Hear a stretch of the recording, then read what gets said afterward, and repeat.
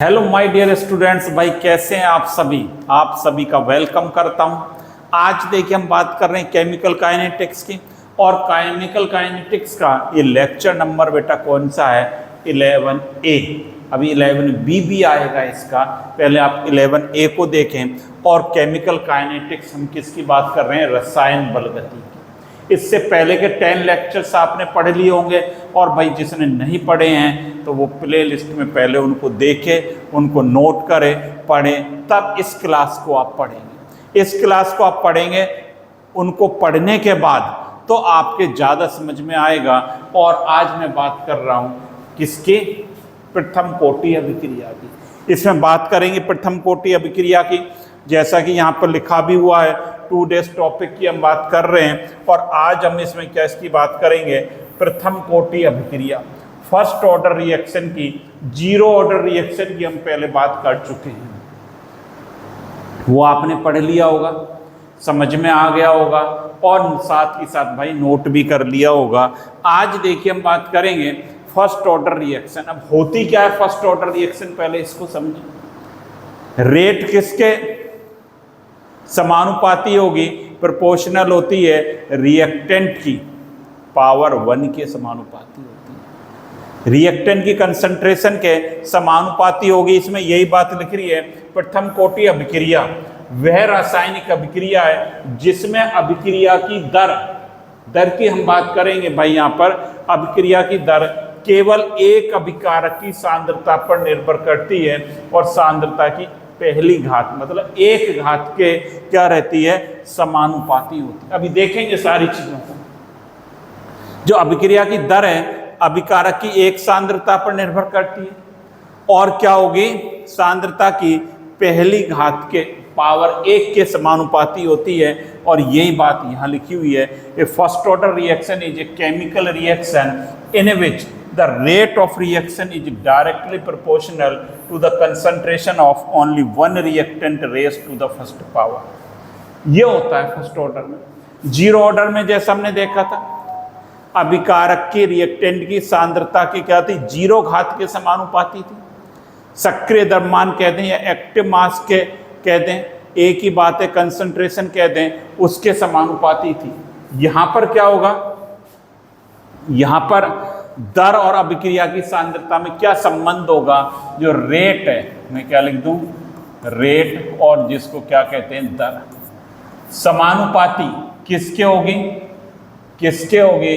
ये अभिकारक, मान लो A है तो इसकी 1 घात के समानुपाती होती है। दर और अभिक्रिया की अभिकारक की सांद्रता में क्या संबंध होगा बच्चों?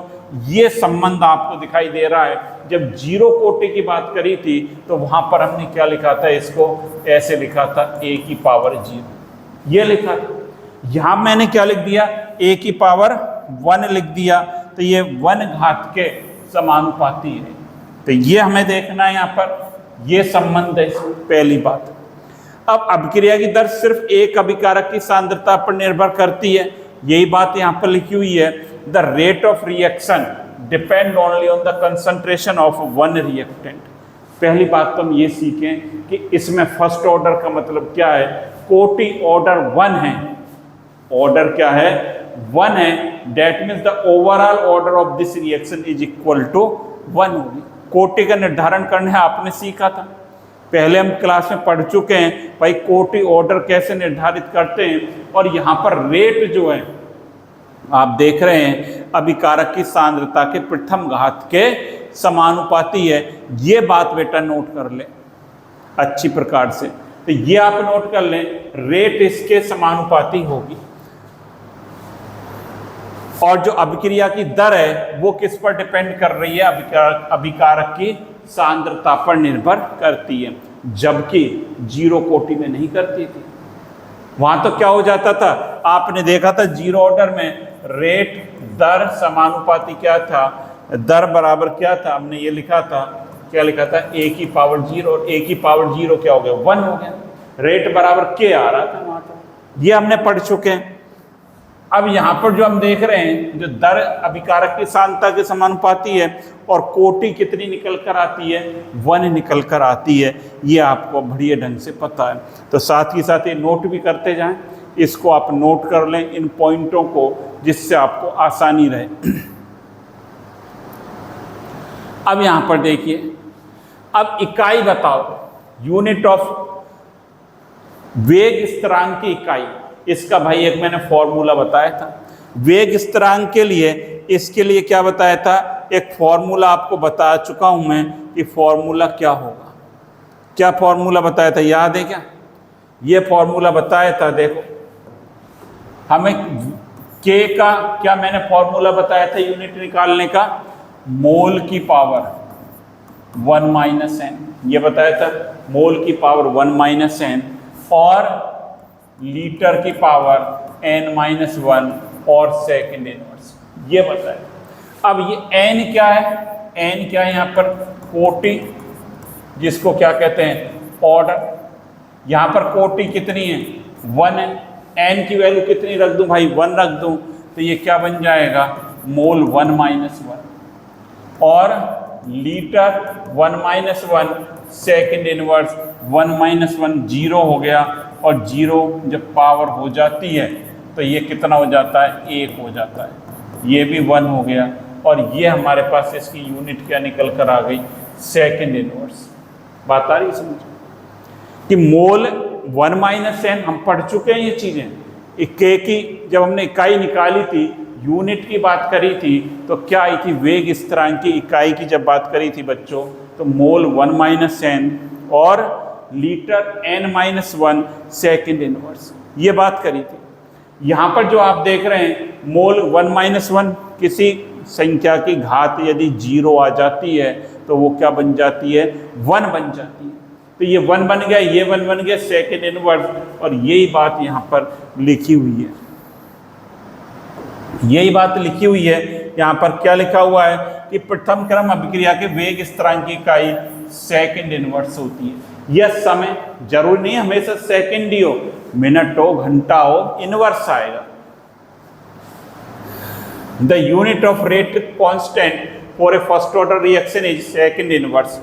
एग्जाम्पल क्या है, इसके उदाहरण क्या हैं, रेडियोधर्मी पदार्थ जैसे यूरेनियम 238 कार्बन 14 का 6 प्रथम क्रम अभिक्रिया के नियम का पालन करता है। The disintegration of radio active substance like uranium carbon follow the first order kinetics. जो रेडियो एक्टिव पदार्थ हैं ये फर्स्ट ऑर्डर काइनेटिक्स को फॉलो अप करते हैं। तो इसे भी आप एक बार नोट कर लें, ये आपने नोट कर लिया और ये भी आप नोट कर लें, और ये आपने नोट कर ही लिया, यहाँ से आप नोट कर लें, तब अगली बात करेंगे। अच्छा, ये इस अब देखिए ये कर लिया था। और क्या, डिकम्पोजिशन ऑफ N2O5, ये मैं पढ़ा चुका हूँ। बताओ N2O5 का डिकम्पोजिशन, 2N2O5 क्या देता है, 2NO2 क्या देगा, 2NO2 4NO2 क्या देगा, 4NO2 प्लस O2 बनेगा क्या, देखिए 4NO2, N कितने 4, यहाँ भी 4, ऑक्सीजन 8 तो 10 ऑक्सीजन। तो इसका डिकम्पोजिशन N2O5 का फर्स्ट ऑर्डर काइनेटिक्स को फॉलो करता है। ये रिएक्शन आप पढ़ चुके हो पहले कि N2O5 का अपघटन कराया जाए। ये क्या है, N2O5 का अपघटन, तो किस में हो जाएगा, NO2 और O2 में अपघटन भाई इसका हो जाता है। तो ये रिएक्शन भी आपने पढ़ ली है। एक अम्ल उत्प्रेरित एस्टर का जल अपघटन, ये सब पढ़ लिया हमने, नई बात नहीं बता रहा हूँ, ये सारी पढ़ रखी है बच्चे, आपने नोट भी कर रखी है। एसिड है, एस्टर, अम्ल उत्प्रेरित एस्टर का जल अपघटन करा दें, जैसे CH3 COO2H5 प्लस H2, इसका जल अपघटन कराएं तो भाई बताना प्रोडक्ट क्या बनेगा। जल अपघटन कराने पर क्या बनता है, CH3 COOH प्लस C2H5OH, ये बन रहा था। ये भी फर्स्ट ऑर्डर काइनेटिक्स को, ये एक्सिस था, यहाँ हमने क्या लिखा था, ये अधिक मात्रा में, एक्सिस माने अधिक। तो ये भी रिएक्शन भी जो स्यूडो फर्स्ट ऑर्डर हमने लिखी थी, छदम प्रथम कोटि अभिक्रिया, ये आपने लिखा था, ये प्रथम कोटि अभिक्रिया का उदाहरण है, इसे भी नोट कर लें। और देखिए और क्या है, इन्वर्जन ऑफ केन शुगर, भाई ये भी आपने पढ़ रखा है कि इन्वर्जन ऑफ C12H22O11, इसका भी हाइड्रोलिसिस करें, C6H12O6 प्लस, ये बनता है ग्लूकोज और फ्रक्टोज। ये भी हम पढ़ चुके हैं, ये क्या है, सुक्रोज, सुक्रोज कहते हैं। इसका जल अपघटन करें, ये भी क्या है, एक्सेस है, अधिक मात्रा में, ये भी अधिक मात्रा में। तो ये रिएक्शन भी प्रथम कोटि अभिक्रिया को प्रदर्शित करती है। तो ये चीजें हमने प्रथम कोटि अभिक्रिया में कई चीजें पढ़ ली। क्या क्या देखा है हमने प्रथम कोटि अभिक्रिया, पहले तो होती क्या है ये देख लो। वह अभिक्रिया है, अभिक्रिया की दर अभिकारक की एक घात, अभिकारक की सांद्रता पर निर्भर करती है। पहली बात, अभिक्रिया की दर अभिकारक की सांद्रता पर निर्भर करती है और सांद्रता की एक घात के समानुपाती होती है। क्या होता है, रेट समानुपाती ए पावर, ये होता है, ये बात होती है। First order reaction is chemical reaction in which the rate of reaction directly proportional to the concentration of only one reactant raised to the first power। ये फर्स्ट ऑर्डर काइनेटिक्स है। इसके बाद आपने देखा इसके क्या संबंध है दर और इसमें, ये हमें, और अभिकारक की सांद्रता पर निर्भर करती है। ऑर्डर इसका क्या रहेगा, 1 रहेगा। साथ ही साथ वेग स्थिरांक की इकाई क्या होती है बच्चों, इसकी सेकंड इनवर्स होती है। उदाहरण रेडियो एक्टिव पदार्थों का 6 विघटन, 6 क्या होता है, विघटन, विघटन कहते हैं इसको, विघटन। ये आपने देख लिया कैसे इसकी यूनिट निकली। और उदाहरण क्या है, डिकम्पोजिशन ऑफ N2O5 और एसिड कैटालाइज्ड हाइड्रोलिसिस। ये एसिड से कैटालाइज्ड है, H+ लिखते हैं यहाँ पर। और इन्वर्जन ऑफ केन शुगर, ये इसके भाई उदाहरण है। अब देखिए इंपॉर्टेंट बात अब चालू होती है, रेट लॉ क्या है, डिफरेंशियल रेट लॉ क्या है और इंटीग्रेटेड रेट लॉ क्या है, इक्वेशन। ये 3 चीजें हमें सीखनी है। पहले तो रेट लॉ की हम बात करें, अभी हमने सीखा है क्या, यहाँ पर देखिए R, मान लीजिए मैं ऐसे लिख देता हूँ, ए से क्या बन रहा है, प्रोडक्ट बन रहा है। प्रोडक्ट को क्या कहते हैं भाई हिंदी में, उत्पाद। जो हिंदी मीडियम के बच्चे हैं उत्पाद कहते हैं। इसके लिए रेट लॉ की मैं बात करूं,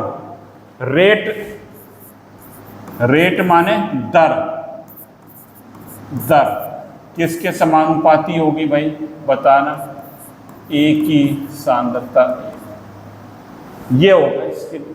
और क्या कह दूं, रेट आर कहते हैं, आर बराबर समानुपाती का चिन्ह हटाऊंगा तो ये क्या बन जाएगा, ये भाई क्या बन जाएगा, ये क्या बन जाएगा, के और ए की पावर, ये बने।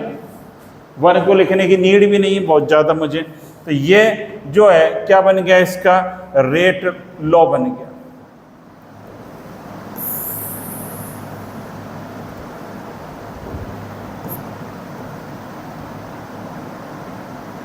ये इसका क्या कहलाएगा, रेट लॉ कहलाता है। रेट किसके बराबर है, के ए की पावर 1 के। तो रेट लॉ की जब बात करेंगे तो रेट लॉ तो भाई ऐसे निकाल लेते हैं। अब डिफरेंशियल रेट लॉ, एक रेट लॉ। अब रेट लॉ की बात कर ली, रेट आर बराबर के ए की पावर 1। अब हम कह रहे हैं अवकलन, अवकलन, ये पूरा लिख लें, ये क्या है, अवकलन दर समीकरण। अवकलन दर समीकरण की बात करूं तो ए के विघटन कैसे होगा, माइनस, क्या लिखूंगा, कलर चेंज कर देता हूं, माइनस डी ए, ये लिखना आता है आपको, अपॉन डी। माइनस कैसे आया, ए विघटित होता जा रहा है, ए खत्म होता जा रहा है, बराबर क्या होगा, के ए की पावर। ये क्या कहलाएगा, अवकलन दर समीकरण डिफरेंशियल रेट लॉ कहलाता है। अब बात करेंगे जो इंपॉर्टेंट है, ये इंपॉर्टेंट है, इसकी बात करेंगे इंटीग्रेटेड रेट इक्वेशन। इसको आप नोट कर लें, तब आगे चलेंगे, जो कि बहुत ही इंपॉर्टेंट है। अब चलिए भाई, ये नोट कर लिया। अब बात करेंगे इंटीग्रेटेड रेट इक्वेशंस की बात करेंगे। यहां पर देखिए कैसे करेंगे। देखिए कोई रिएक्शन है, ए से क्या बन रहा है, प्रोडक्ट बन रहा है। ए से आराम से पढ़ेंगे, ए से उत्पाद बन रहा है, ये क्या है, उत्पाद है हमारा, ये बन। अब इसके लिए अभी हमने रेट लॉ की बात करी। रेट बराबर क्या था इसके लिए, दर बराबर क्या था, अभी हमने पढ़ लिया कि ए की पावर 1, ये था। इस पर इक्वेशन नंबर 1 दे दें। दूसरी बात हमने क्या पढ़ी, इसके डिफरेंशियल रेट इक्वेशन की बात करी थी। वो क्या लिख दिया था, माइनस DA अपॉन DT बराबर के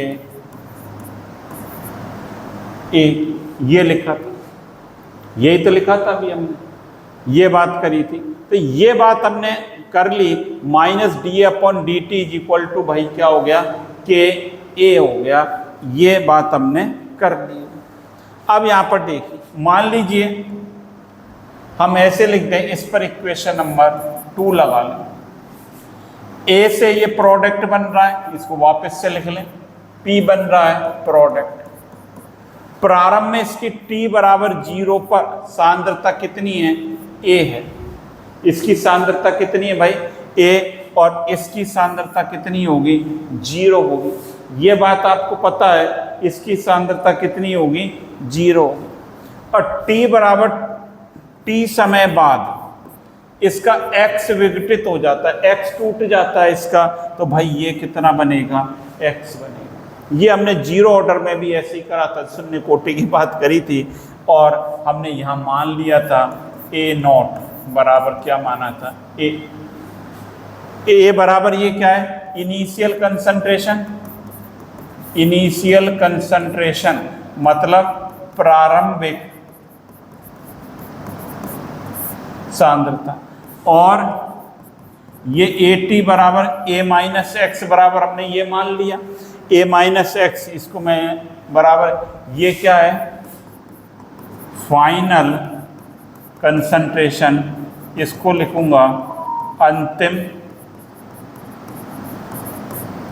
अंतिम सांद्रता लिखी, ऐसे ही तो लिखेंगे। इसको यहाँ भी लिख सकते हैं। इसको तो मान लिया हमने A0 के बराबर, और इसको क्या मान लिया, AT के बराबर, ऐसा मान लिया। देखिए पहले हमने ये रेट लॉ लिखा, फिर अवकलित वेग समीकरण लिखी, और ये हमने मान लिए ये प्रारंभिक A बराबर इतना है, A माइनस एक्स बराबर इतना है। इसमें किसी को तकलीफ नहीं होनी चाहिए, इसको भाई नोट कर लो।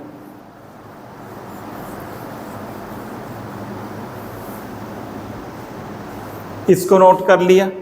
अब देखिए ये समीकरण जो 2 आई है, माइनस DA अपॉन DT बराबर के, ये इसको मैं और क्या लिख सकता हूं, यहां देखिए माइनस DA अपॉन A को यहां ले आता हूं, A बराबर के DT, ऐसे लिख सकते हैं।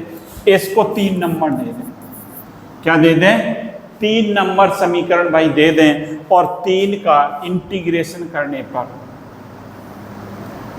इसका क्या कर दें, इंटीग्रेशन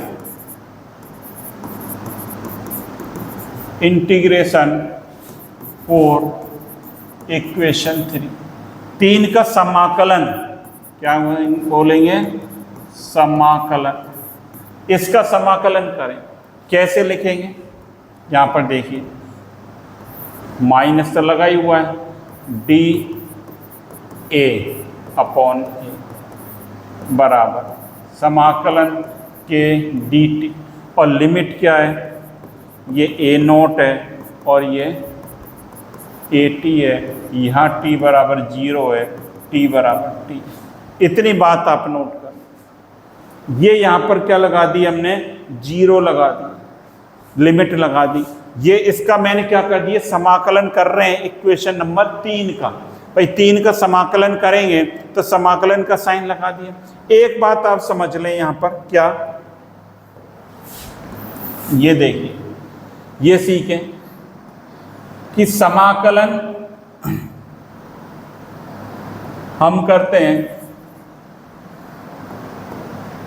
यहां पर देखिए, समाकलन dx अपॉन x बराबर क्या होता है, ln x होता है।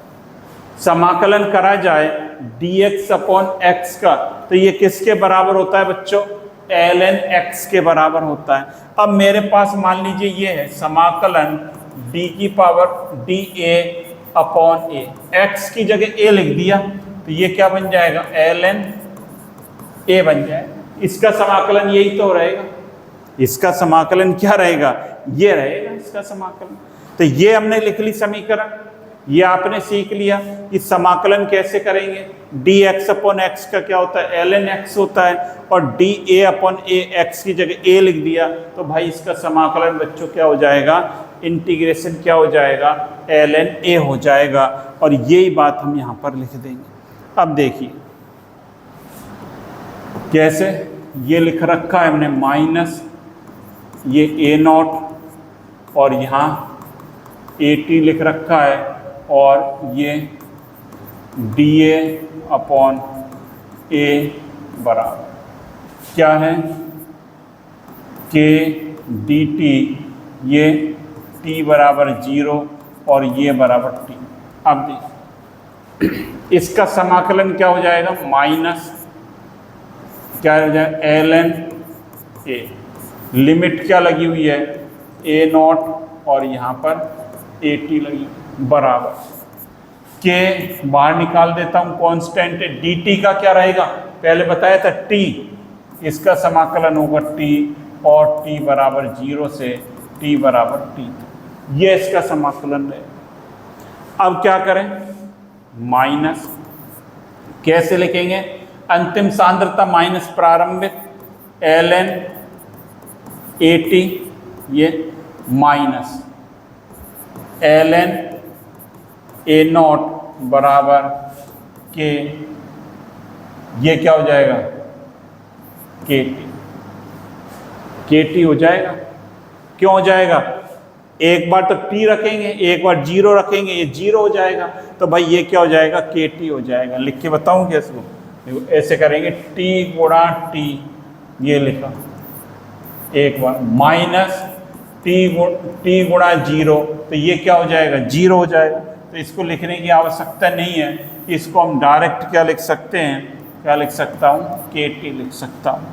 इतनी बात आप नोट कर लो और ये बात समझ में, दिमाग में बिठा दो।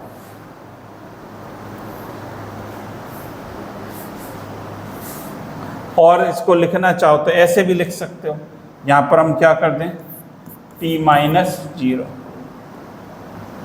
t माइनस 0, ऐसे भी लिख सकते हो। अब इसको सॉल्व कर लें आगे, देखो इसको माइनस से मल्टीप्लाई, तो ये क्या बन जाएगा, ln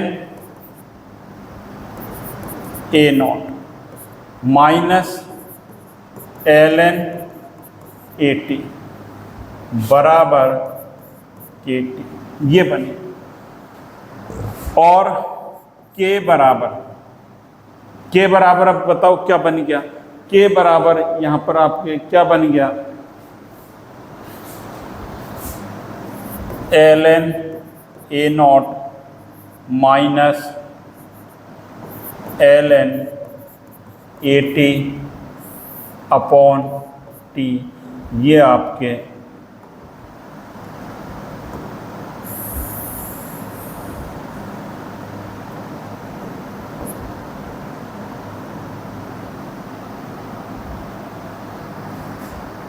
कौन सा नंबर डाल दूं, 4 नंबर, इस पर डाल लो 4। ये आ गया आपका समाकलित वेग समीकरण। k बराबर क्या आ गया, ln a0 minus ln at upon t, ये निकल कर आ जाती है। और इसको और अपन क्या लिख सकते हैं, और मैं इसको क्या लिख सकता हूँ, देखो भाई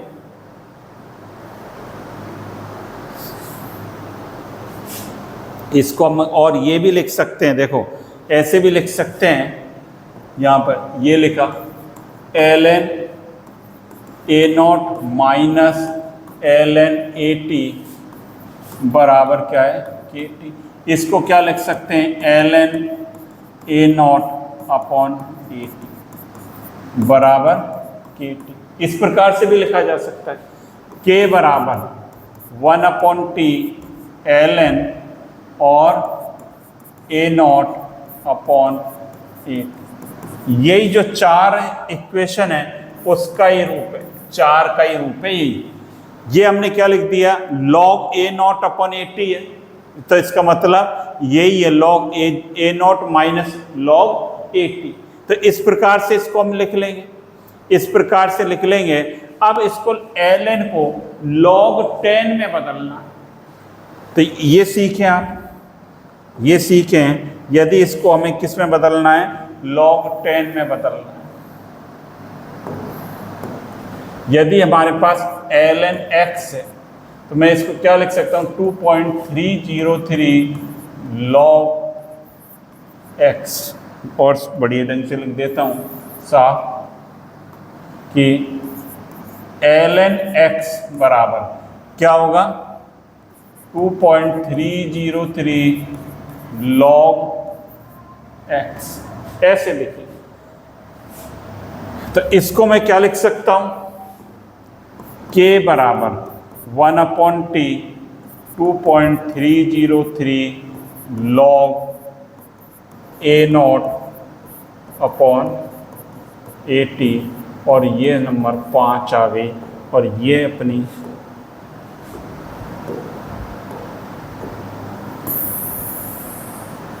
इंपॉर्टेंट रिएक्शन है। ये इंपॉर्टेंट रिएक्शन है, इसको नोट कर लो।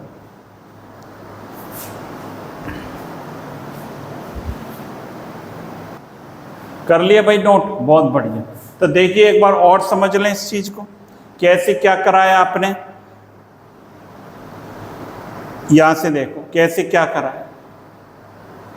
इंटीग्रेटेड रेट इक्वेशन लिखने के लिए समाकलित वेग समीकरण की हम बात कर रहे हैं। इसके लिए हम क्या करेंगे, देखिए पहले तो हमने क्या लिखा रेट लॉ, रेट नियम लिखा। फिर अवकलित वेग समीकरण इस प्रकार लिखा जाता है। अब समाकलित की बात कर रहे हैं, समाकलित की हमने यही रिएक्शन लिखी है पहली वाली, और ये वाली बात लिखी है कि प्रारंभिक सांद्रता a0 और अंतिम at। अब इसमें हमने इसका मान रख दिया, यहाँ पर इसको यहाँ पर लिया, इसका समाकलन कर दिया भाई, इसका समाकलन कर दिया और लिमिट लगा दिए, और ये समाकलन करते करते इसका बन गया ln a0 minus ln t upon t। इसको क्या लिख सकते हैं, इसको क्या लिख सकते हैं ln log a0 upon at बराबर kt, और ln को log में आधार 10 में बेस 10 में बदलने के लिए 2.303 से मल्टीप्लाई कर देंगे तो ये इक्वेशन बन जाएगी। एक रिलेशन और सीखो, एक और सिखाना चाहता हूं मैं आपको रिलेशन।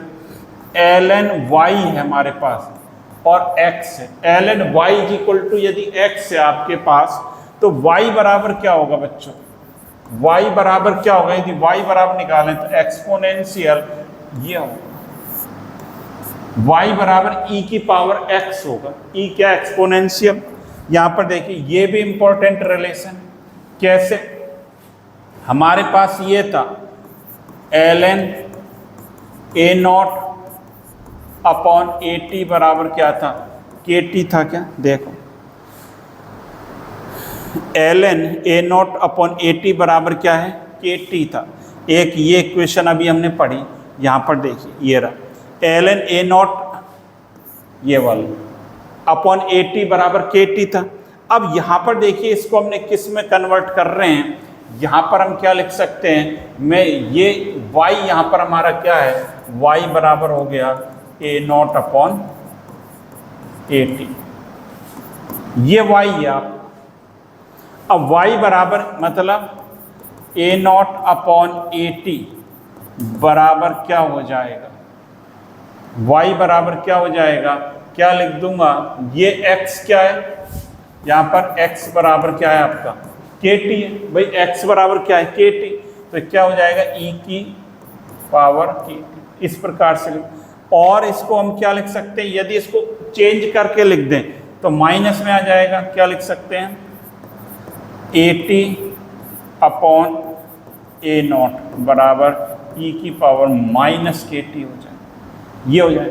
और इसको मैं क्या लिख सकता हूँ, ये इंपॉर्टेंट रिलेशन है, ए टी बराबर क्या हो गया, ए नॉट, ए टी बराबर ए नॉट ई की पावर माइनस के टी। ये एक इम्पॉर्टेंट रिलेशन निकल कर आ गया, इसको भी हमें याद रखना।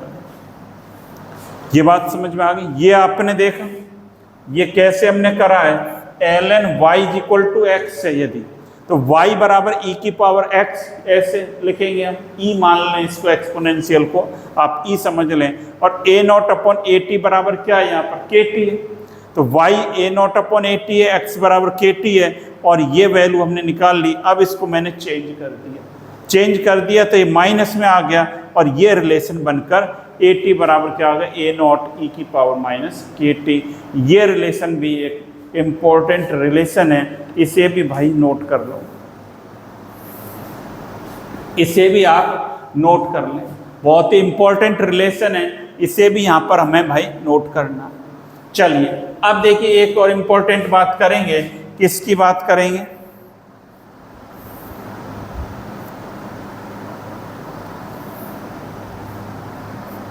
यहाँ पर देखिए, अब बात करेंगे हाफ लाइफ। ये क्या होती है सर, इसको क्या कहते हैं, अर्ध आयु। अर्ध आयु तो पता है आपको, प्रारंभिक सांद्रता कितने समय बाद आधी रह जाए, वो हाफ लाइफ कहलाती है। प्रारंभिक सांद्रता आपकी क्या थी, ये देखो, ये थी ए नॉट, ये कितनी रह जाए, टाइम, ये टाइम समय बाद कितनी रह जाएगी, ए नॉट बाई 2 हो जाए, और ये किसके बराबर हो जाए फिर आपके, ये अब फाइनल हो गई, ये किसके बराबर हो गई, ए टी के बराबर हो गई। यही तो हाफ लाइफ, ये निकालना है कि कितने समय बाद ये ए नॉट बाई टी हो जाए, और फिर ये क्या बन जाएगी, आपकी ए टी बन जाती है। ये हमने पढ़ा। अब इसको निकालें, कैसे निकालें, अभी रिलेशन पढ़ा है, क्या पढ़ा है, के बराबर 1 upon T 2.303 log A not upon A T. यही तो मतलब पहले ए नॉट थी, बाद में कितनी हो रही है, ए नॉट अपॉन टी, ये ए टी के बराबर है। मतलब यहाँ पर ए टी की वैल्यू क्या हो जाएगी, ए टी बराबर यहाँ पर क्या हो जाएगा, ये क्या हो जाएगा, ए नॉट बाई 2 हो जाएगा। इस वैल्यू को पुटअप करते हैं, यहाँ पर कर दीजिए कि अब मैं इसको ऐसे लिख सकता हूँ, क्या देखो, टी बराबर टी हाफ अर्धायु है, तो क्या लिख सकता हूँ, 1 अपॉन के 2.303 लॉग ए नॉट अपॉन ऐसे लिख सकते हैं भाई। ये कैंसिल हो गया, ए नॉट से ए नॉट कैंसिल हो गया, और ये क्या बन गया, ये बन गया टी हाफ बराबर 1 अपॉन के 2.303 लॉग 2 क्या बन गया, लॉग 2। और लॉग 2 का मान कितना होता है, 0.3010 होता है। इस वैल्यू को यहाँ पुटअप कर दो, टी हाफ बराबर 1 अपॉन के 2.303 इंटू 0.3010। टी हाफ बराबर कैसे लिख सकता हूँ, टी हाफ बराबर 0.693 अपॉन के, इसका गुणा करेंगे तब ये वैल्यू निकल कर आती है।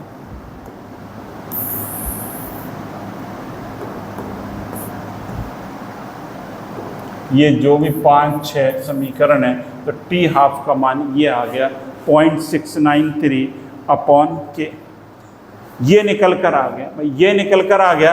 ये फॉर्मूला है टी हाफ का, क्या है, 0.693 अपॉन के। और इसको आप ये भी लिख सकते हो, टी हाफ बराबर 0.7/k, ये भी लिख सकते हैं न्यूमेरिकल के लिए, इतना भी लिख सकते हैं, अप्रॉक्सीमेट मान लें। और दूसरी बात, टी हाफ जो है अर्धायु है, वो इसकी इनिशियल कंसंट्रेशन पर डिपेंड नहीं करती है। क्या है, क्या लिख दें, या लिख लें फॉर फर्स्ट ऑर्डर रिएक्शन, प्रथम कोटि अभिक्रिया के लिए, प्रथम कोटि अभिक्रिया के लिए टी हाफ क्या लिखेंगे, अभिकारक की प्रारंभिक सांद्रता पर निर्भर नहीं करती। प्रथम कोटि अभिक्रिया के लिए टी हाफ जो है वो अभिकारक की प्रारंभिक सांद्रता पर डिपेंड नहीं करती।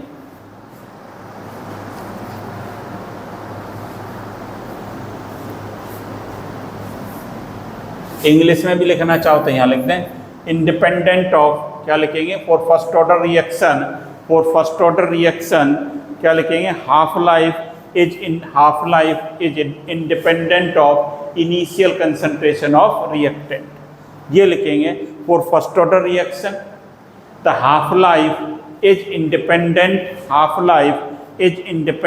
Of initial concentration of reactant. भाई ये बात हमें लिखनी पड़ेगी, इसके डिपेंड नहीं करती है इस पर, तो नोट कर लें इसको भी, फिर अगली बात करेंगे।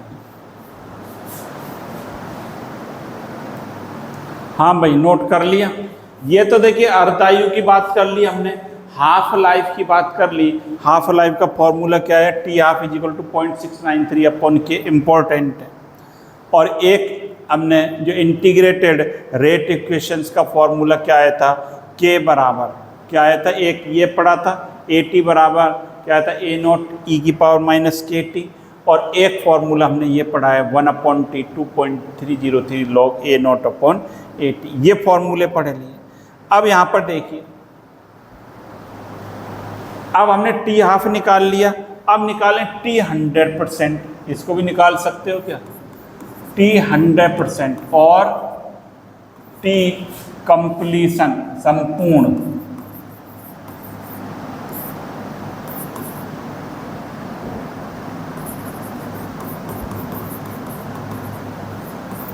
कंप्लीट कैसे निकालेंगे, टी 100% कैसे निकालेंगे बताओ। जैसे इसमें ही करा था, अभी तो लिखा है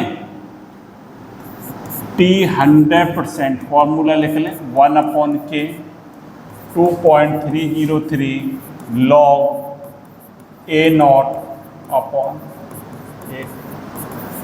यहाँ पर देखिए क्या इंपॉर्टेंट बात है, 100% का मतलब क्या है आपका, ये A0 क्या हो गया, ये समय निकालना है कब, जब ये टोटल कंज्यूम हो जाए, ये कितना हो जाए, 0 हो जाए, मतलब टोटल कंज्यूम हो जाए और ये किसके बराबर हो जाए, 80 हमारा क्या हो गया, 0 हो गया, फाइनल कंसंट्रेशन। तो टी 100%, इसको इधर कर देता हूँ थोड़ा, ये इधर कर दिया,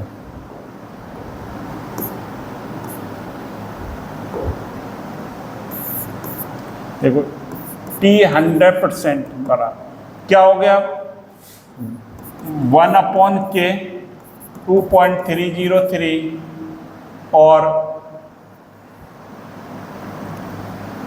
log A0/80, ये यहाँ पर क्या बन जाएगा, अब ये 0 हो जाए और 0 से भाग देंगे तो टी 100% बराबर क्या आएगा, इन्फिनिटी है। ये क्या आएगा हमारा, इन्फिनिटी। 0 से किसी संख्या में भाग देते तो अनंत आता है, इन्फिनिटी, तो टी 100 क्या आएगा, इन्फिनिटी आएगा। मतलब इसका मतलब क्या है, प्रथम कोटि अभिक्रिया कभी भी कंप्लीट नहीं हो पाती, चलती रहती।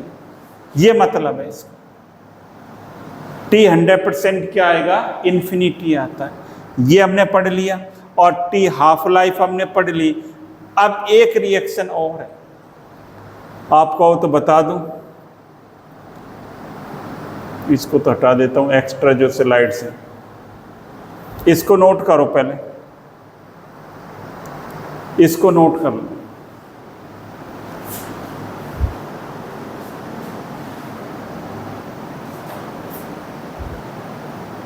हाँ भाई कर लिया। तो T100 आपने लिख दिया, infinity. First order reaction never goes to completion, प्रथम कोटि अभिक्रिया कभी भी संपूर्णता की ओर नहीं जाती है। प्रथम कोटि अभिक्रिया कभी भी संपूर्णता की ओर नहीं जाती। अब यहाँ पर देखिए एक बात यहाँ लिखी हुई है, time taken for y% completion. ये इंपॉर्टेंट है, कई बार न्यूमेरिकल में पूछ लिया है, न्यूमेरिकल्स में काम आएगा ये।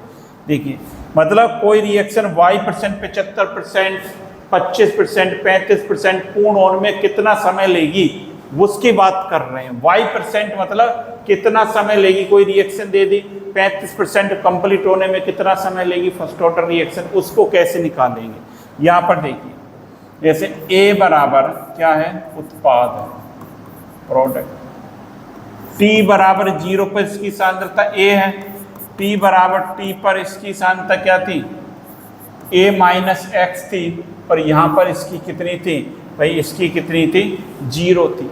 ये बात आपने पढ़ ली है। अब यहाँ पर हम क्या करें, ये y% कंप्लीट हो रही है, कितनी हो रही है, तो x नहीं लिखूंगा मैं, यहाँ पर क्या लिखूंगा, A का y% हो रही है, A का y%। भाई ये A का y% मतलब A इंटू y अपॉन 100 हो गया। तो माइनस क्या लिखूंगा, AY अपॉन 100, उत्पाद भी यही बनेगा, AY अपॉन 100। बात आ रही है। प्रारंभिक सांद्रता तो ये थी,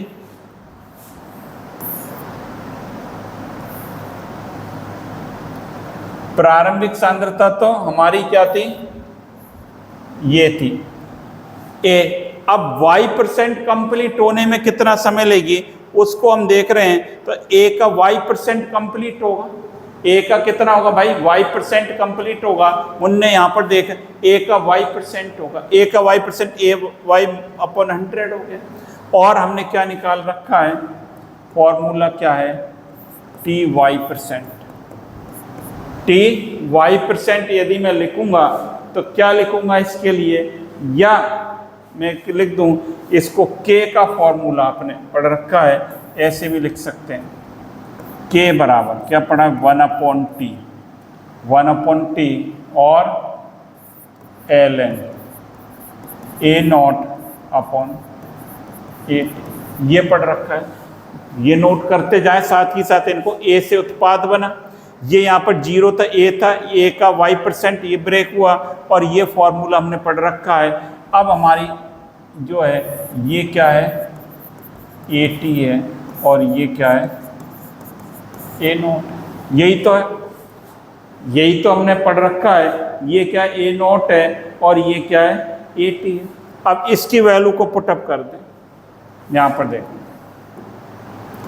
K बराबर 1/T ln, ये तो क्या है, A है, और ये क्या है, A minus AY upon 100।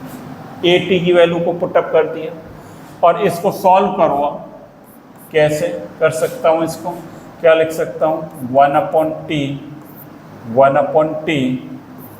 ln A upon इसको क्या लिख सकता हूँ, 100A माइनस AY, ऐसे लिख सकते हैं। और इसको क्या लिख सकता हूँ, K बराबर 1/T ln A upon, A common आ रहा है, A 100 माइनस Y लिख सकता हूँ कैसे, A 100 माइनस Y अपन लिख सकते हैं, ऐसे लिख सकते हैं क्या। देखो भाई कहाँ गड़बड़ हो रही है, कुछ ना कहीं गड़बड़ हो रही है। ऊपर भी क्या आएगा, ये 100 आएगा, ये था A माइनस AY। यहाँ देख भाई a minus A Y upon 100 है, 100 एलसीएम आया यहाँ से, तो ये क्या आएगा 100a अपॉन आएगा, ये क्या है इसके अपॉन 100 होगा, तो ये ऊपर चला गया 100, इसको हम क्या लिखेंगे 100a, a से एक क्या हो गया कैंसिल आउट हो गया, और k बराबर 1/t ln 100 upon 100 minus Y, ये आ गया क्या देख 100/100 माइनस वाई आ गया, और t बराबर अब क्या आ जाएगा, t बराबर 1/k ln, t बराबर भाई क्या आ गया 1/k ln 100/100 माइनस वाई, ये आपका इंपॉर्टेंट फॉर्मूला बन गया।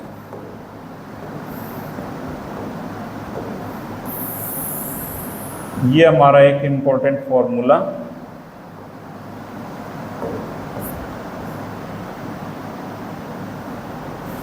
ये आपका इंपॉर्टेंट फॉर्मूला है, t बराबर 1/k ln 100/100 माइनस वाई क्या है, y परसेंट कंप्लीट होने में जो समय लगेगा, y परसेंट है, ये परसेंटेज है, t क्या है समय जो लगेगा। तो इस प्रकार से ये फॉर्मूले आज हमने पढ़ लिए। क्या क्या पढ़ लिए, क्या क्या फॉर्मूले आपने पढ़ लिए, उन फॉर्मूलों की बात कर लो एक बार। क्या क्या पढ़ा है, पहला तो पढ़ा है देखो एक फॉर्मूला k बराबर 1/t ln a0/at, और इसको हम क्या लिख सकते हैं k बराबर 1/t 2.303 1/t 2.303 log a0/, एक फॉर्मूला तो हमने ये पढ़ा, ये बिल्कुल पढ़ लिया, एक फॉर्मूला तो ये पढ़ लिया, और क्या पढ़ लिया हमने यहाँ पर एक दूसरा फॉर्मूला ये पढ़ा था at बराबर a0 e की पावर माइनस kt, एक ये पढ़ लिया। तीसरा पढ़ा है t हाफ बराबर 0.693/k, एक ये पढ़ा है t 100% इज इक्वल टू क्या इन्फिनिटी, और अभी ये पढ़ा है t y% बराबर क्या है, ये पढ़ा था 1/k और 100/100 minus Y, 100/100 minus Y, T y% completion पर, इसकी परसेंट की जरूरत नहीं है यहाँ पर।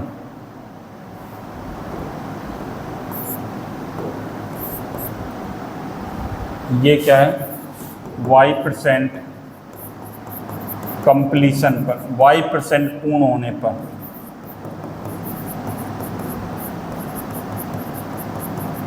ये हमने यहाँ पर आज फॉर्मूले पढ़े हैं, तो आप देख रहे हो ये सारे फॉर्मूले भी हमें याद करने हैं।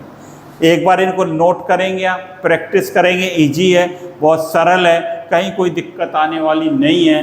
एक बार करके हमें देखना जरूर पड़ेगा, सबको एक बार आपको निकालना पड़ेगा, इनको नोट करना पड़ेगा, तब जाकर ये होगी। तो जीरो ऑर्डर रिएक्शन की बात कर ली, फर्स्ट ऑर्डर रिएक्शन की बात कर ली, अब इसके ग्राफ की बात करेंगे अगली क्लास में, और एक दो कुछ न्यूमेरिकल्स देखेंगे, तब ये जाकर फर्स्ट ऑर्डर हमारा कंप्लीट हो पाएगा। तो thank you students, have a nice day. लगातार बने रहें और ज़्यादा से ज़्यादा भाई अपने दोस्तों को शेयर करते रहें, जिससे ज़्यादा से ज़्यादा बच्चों को इसका लाभ मिलता रहे। Thank you.